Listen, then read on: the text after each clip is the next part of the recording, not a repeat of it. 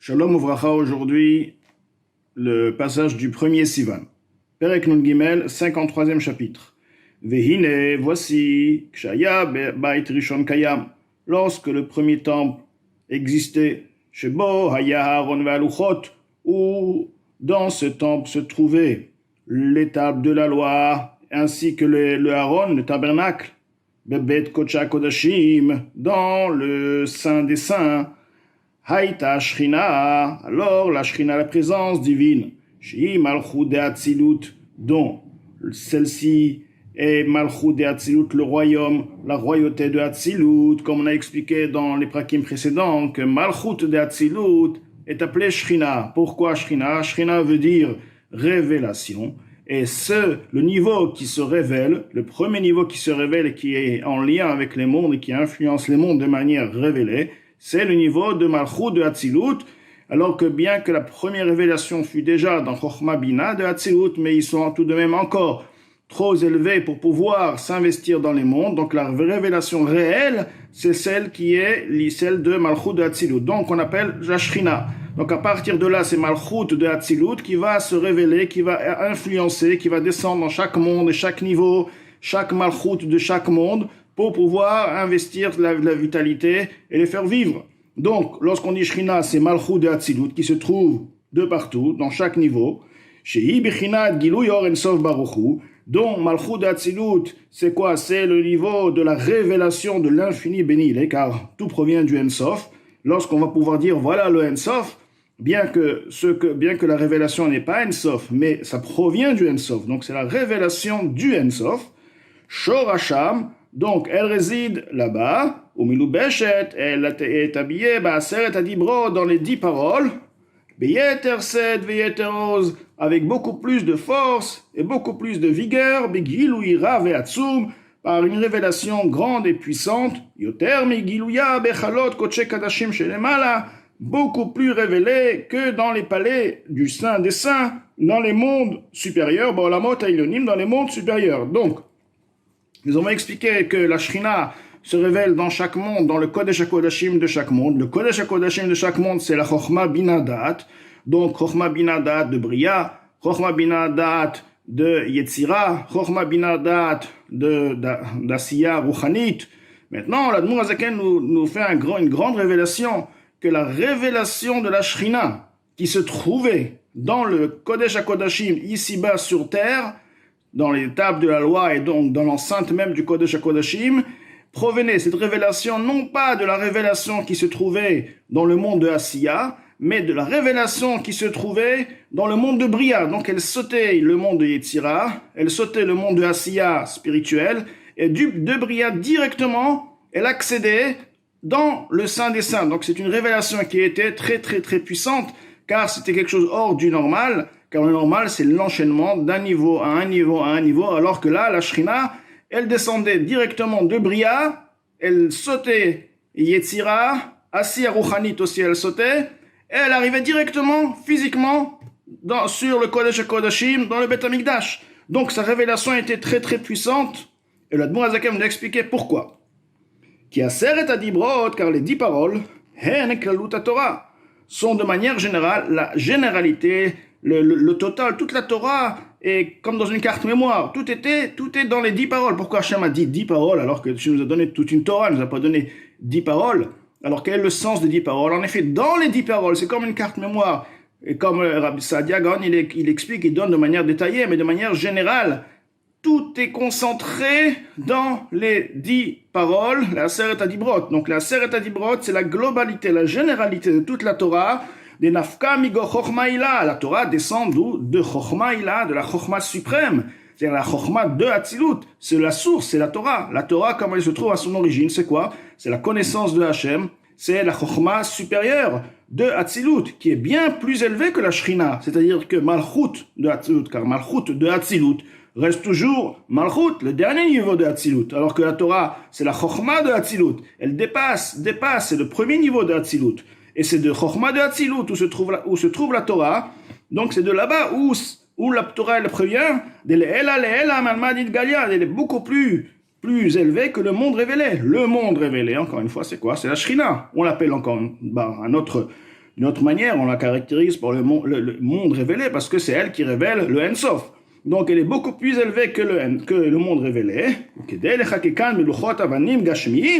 Pour les graver, les 10 paroles sur les pierres, d'accord, sur le rocher de pierre matérielle, lo yarda et madriga, elle n'est pas descendue d'un niveau à un niveau, comme l'ordre de l'enchaînement des mondes, jusqu'à ce monde matériel. Elle n'est pas descendue d'un niveau, comme ce qu'on appelle d'un niveau plus élevé à un niveau inférieur, à un niveau moins élevé, etc. C'est-à-dire que ce qu'on appelle ça, il y a eu, si on veut, quelque part, une révélation divine extraordinaire. D'ailleurs, c'est la révélation qui était toujours de manière évidente. On sait très bien que dans le Kodesh HaKodashim, il y avait un S où le Chachamim nous disent Makom Aaron Anaminamida, c'est-à-dire que la place physique du Aaron ne prenait pas de place parce qu'on mesurait l'espace que le Aaron devait prendre dans l'enceinte et on pouvait constater qu'elle prenait aucun espace. Donc c'était quelque part un S visible, qu'on était dans un endroit qui dépassait le temps, c'était un miracle clair et net. Donc pourquoi ? Parce que c'était l'endroit justement de la révélation extraordinaire de la Torah, comme elle se trouvait donc de Bria jusqu'à sa révélation dans le monde de Asiya Gashmit. Donc, Lo Yarda et Madriga la Madriga, je reviens quelques mots plus haut pour revenir depuis le début, elle n'est pas descendue d'un niveau à un niveau d'après comme le système général de tous les mondes, l'enchaînement des mondes, Adolam Asiya Gashmi jusqu'à ce monde-là matériel, qui Olam Asiya Gashmi mitnaik bitlapshutateva, car ce monde matériel se comporte d'après la nature, l'habillement de la nature, d'accord, anagashmi, la nature matérielle, c'est-à-dire qu'il y a une nature. Le mot, c'est quoi la nature ? La nature, c'est un voile, la manière comment Akadosh Baruch Hu se révèle sur terre, le système. Et cette nature provient d'où ? De Malchut, de Asiya à Ruchanit, c'est-à-dire que la royauté, le niveau de Malchut, de Asiya à Ruchanit, c'est elle qui fait influencer la vitalité pour ce monde matériel. Par contre, les luchot, les tables de la loi, c'est de l'action, c'est un œuvre divin. L'écriture, c'est une écriture divine. Les beaucoup plus élevé que la nature, c'est-à-dire que le voile et le système, l'enchaînement de ce monde matériel. Un ishpa qui est influencé, mais arat hashrina, de la lueur de la Shrina, de la présence divine, c'est-à-dire de Malchut, comme elle s'est habillée dans quoi ? Chez Be'echal Kodesh Kadashim de Asiya, qui s'est habillée dans le sein des saints du monde de Asiya Rouhani, chez Menanim Shachor, dont d'elle est influencée la lumière, Vechayut et vitalité, la Olam Asiya, ce monde Asiya, au monde de Asiya, c'est-à-dire le monde, notre monde, chez Gam, le monde spirituel, chez Gam Olam Azeh Bichlalot, dont ce monde est aussi inclus dans le monde de Asiya, car nous sommes dans le monde de Asiya matériel. Donc tout ceci, l'Admorazek nous explique, et il nous dit que quoi ? Comme il y a un monde de Asiya. Ce monde de Asiya, tu vois la nature, tu saches qu'il vient d'où ? Il vient de Malchut de Asiya. À Rouhani, dans Malchut de Asiya, c'est quoi ? C'est la Shrina, la révélation la Shrina, Malchut de Hatzilut, qui se révèle dans chaque niveau. Donc elle est descendue jusqu'à Malchut de Asiya, et c'est à partir de là que Malchut de Asiya peut envoyer sa vitalité et faire vivre toutes les créatures qui sont aussi bien dans Asiya Rouhani, dans l'Asiya spirituel, aussi bien dans Asiya Gashmit, et ce monde, tout le système du monde, la nature, etc. Seulement la Torah, alors on parle maintenant de pierre matérielle, donc quelque part c'est de la matière. Mais non, là, c'est là le chidouche. Et la bechinat chokhma ilaha, le niveau de la chokhma suprême. Donc, chokhma suprême, c'est quoi ? C'est Hatzilut. On parle maintenant de Hatzilut.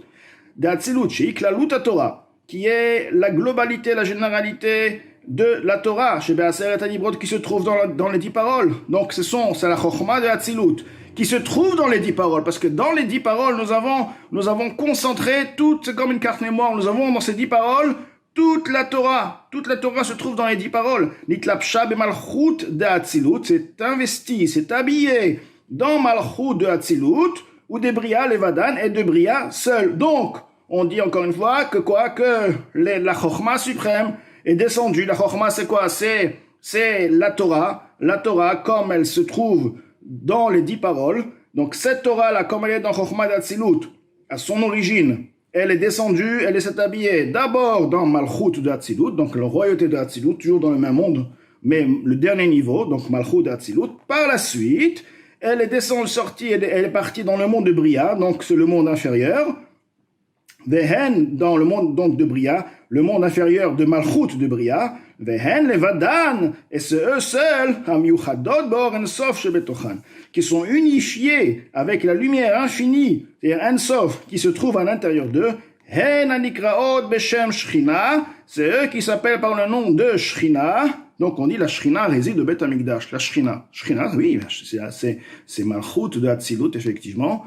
Mais plus que ça, c'est la Chochma de Hatzilut qui s'habille dans Malchut de Hatzilut, qui s'est habillée par la suite dans Malchut de Bria, la présence divine qui se trouve directement dans le Olam Hazeh Agashmi, Bekodesh HaKodashim de Beit Rishon, dans le niveau le plus élevé du Beit Amikdash, mais là on parle que du premier temple, Beit Rishon, parce que dans le deuxième temple il n'y avait pas les Luchot et le Aaron, donc c'était uniquement dans le premier temple, Aliedei Itlapshuta, Ba'aseret Adibrot, à travers son habillement dans les 10 paroles, Achakukot, qui sont gravées, Baluchot, dans les tables, chez Aaron, qui se trouvaient dans le Aaron, donc le tabernacle, Benes, ou Maaseh Elokim Chaim. On sait très bien que les Luchot, même dans les Luchot, il y avait un Nes, parce qu'il y avait des lettres qui ne pouvaient pas tenir. Par exemple, le Samer, si on les lettres alors qu'ils étaient gravés d'un bout à bout. Donc dans le Samer, il devait avoir à l'intérieur du Samer, quelque part, un bout de pierre qui tient. Mais comment cette bout de pierre pouvait tenir pour former un Samer? Il fallait quelque part graver tout autour, et que le bout de pierre, que ce soit vraiment un Samer, comme il se doit, avoir à l'intérieur le bout de pierre, le rond, et tout autour du rond, il y a la gravure, l'espace, de bout à bout. Maintenant, ce bout qui est au milieu, comment par exemple il pouvait tenir? Alors qu'il tenait en l'air, Donc on pouvait voir des miracles, on pouvait voir des choses évidentes où c'était la révélation divine qui n'était pas du tout liée à ce monde matériel. Donc forcément, la révélation qui se trouvait, elle montait, parce que si d'après l'enchaînement des mondes, ce monde matériel n'a pas cette puissance d'avoir un S de manière permanente. Et comme on a dit dans le Kodesh HaKodashim, la place, ça prenait pas de place, de dimension. Donc ce NES évident de manière permanente, non pas un NES de temps en temps de manière permanente, nous montrer effectivement que la révélation provenait d'un niveau très très élevé. Donc c'est Chochma de Hatzilut dans Malchut de Hatzilut qui s'habille dans le monde de Bria, qui s'habille par la suite directement dans le Saint des Saints, le Kodesh HaKodashim, qui est sur terre. Donc Maaseh Elokim Chaim, ou Alma Deit Kassia, c'est le monde voilé, Amekanen Beolam Abria, qui habite dans le monde de Bria, Kenodal Yodechen. Donc le monde voilé, c'est expliqué dans la Chassidut, si on parle de Bina. Bina, c'est la révélation de Chochma. Mais tout de même, étant donné qu'on parle de Hatzilut, donc ça s'appelle le monde voilé, parce que l'Hatzilut, encore bien que c'est un monde, mais c'est pas une création. Donc par rapport aux niveaux qui sont inférieurs, aux mondes qui sont inférieurs, le niveau de Hatzilut est appelé Alma Deit Kasser, le monde voilé. Et là on te dit que c'est par la Bina que la gravure de tout ce Maaseh Elokim, les Luchot ont été donc faits. Donc, ou Alma Deit Kassia, Amekanen Beolam Abria, Kenoda, le Yodechen, comme il est connu pour ceux qui connaissent. Donc, Chochma Nistara, Chen c'est la grâce, parce que la Chochma Nistara, la sagesse suprême, la sagesse cachée donne la grâce, Chen, à celui qui étudie la Chochma Nistara, automatiquement il a en lui une lumière divine, une grâce particulière. Donc Chochma Nistara, ça veut dire le secret de la Torah, comme il est écrit dans le Zohar, expliqué. Donc pour finaliser, le Admor Hazaken nous explique le chidouche du monde des Luchot, c'est que les Luchot n'ont pas été des Keder Ishtalshelut, mais au contraire, ça a été au-delà du système général du Ishtalshelut Olamot, et c'est pourquoi, effectivement, on dit que la Shechina résidait dans le Kodesh HaKodashim.